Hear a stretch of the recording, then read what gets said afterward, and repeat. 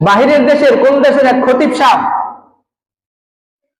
বড় বড় মসজিদে ইমাম আলাদা, খতিব আলাদা, মুয়াজ্জিন আলাদা, এরকমই থাকে। খতিব সাহেব জুমা পড়াইতে আসছে, বলে মাথায় রুমাল দেয়া, কোনো দিকে তাকায় না।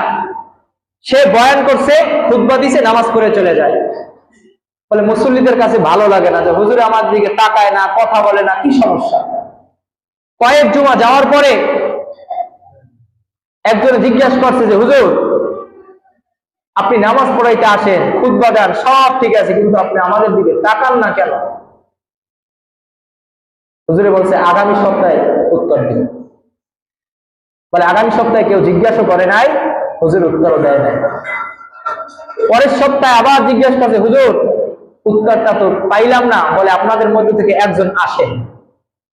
বলে একজন আইসা যখন দাঁড়াইছে, বলে হুজুরের রুমালটা মাথায় দিছে, বলে সামনে তাকায় সাথে সাথে বেহুশ হয়ে পড়ে গেছে। বলে পরে হুজুরের কাছে কারণ জানতে চাওয়ার পরে হুজুরে বলতেছে যে আমি কাদের দিকে তাকাবো?